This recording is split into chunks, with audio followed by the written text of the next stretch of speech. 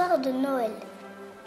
Les lutins finissaient de remplir le traîneau du Père Noël d'un milliard de cadeaux quand tout à coup, le grand méchant loup apparut. Il était venu pour voler le manteau du Père Noël. Avec ce manteau-là, je pourrais entrer dans toutes les maisons et croquer tous les enfants, pensait méchamment le loup.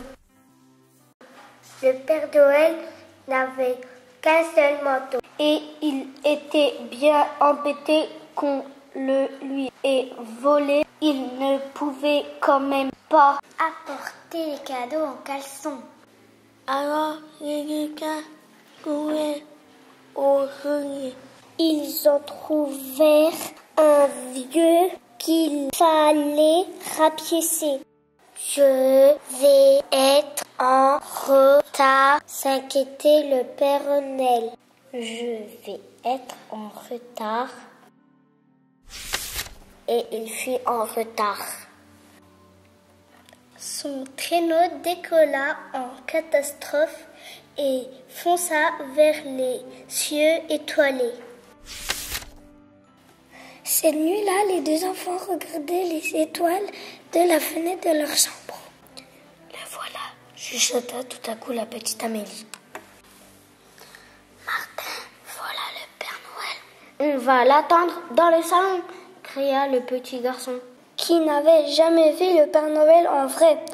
Il ne faut pas réveiller papa et maman. Il est bizarre ce Père Noël, murmura le petit Martin. Oui, répondit Amélie. Normalement son manteau. Il est rouge, pas vert. Les deux enfants brusquement se regardèrent et se mirent à crier. Papa, maman, un voleur! Et voilà comment le Père Noël se retrouva. Le derrière dans la neige.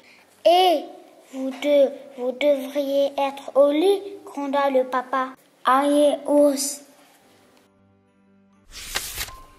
Voilà le vrai, chuchota Amélie. Celui-là, son manteau, il est bien rouge. Allons-y, Martin. Papa et maman vont nous gronder, répondit Martin. Et ils vont nous reprendre tous nos cadeaux. Mais les enfants avaient tellement envie de voir le Père Noël, il était si gentil. Avec ses grandes dents pointues. Au secours, Amélie, papa, maman. Mais juste à ce moment-là, le vrai Père Noël sortit de la cheminée pour sauver le petit Martin. Dis donc, mon garçon, dit-il au grand méchant loup, je crois bien avoir déjà vu ce manteau quelque part. Alors il y eut une sorte de bagarre qui ne dura pas très longtemps, car le Père Noël était très fort. Mais cela fit quand même un peu de bruit. Et papa et maman se réveillèrent. Tenez, voulez-vous bien tenir le vent pendant que je l'en parle? Demanda le Père Noël à papa. Mais certainement, Père Noël. Maman s'excusa d'avoir donné des coups de balai au Père Noël. Nous vous avions pris pour un cambrioleur. Cela n'est pas bien grave, répondit gentiment le Père Noël. Vous savez, chaque année, c'est une aventure. Alors les enfants entonnèrent un chant de Noël et le traîneau magique s'envola dans le ciel.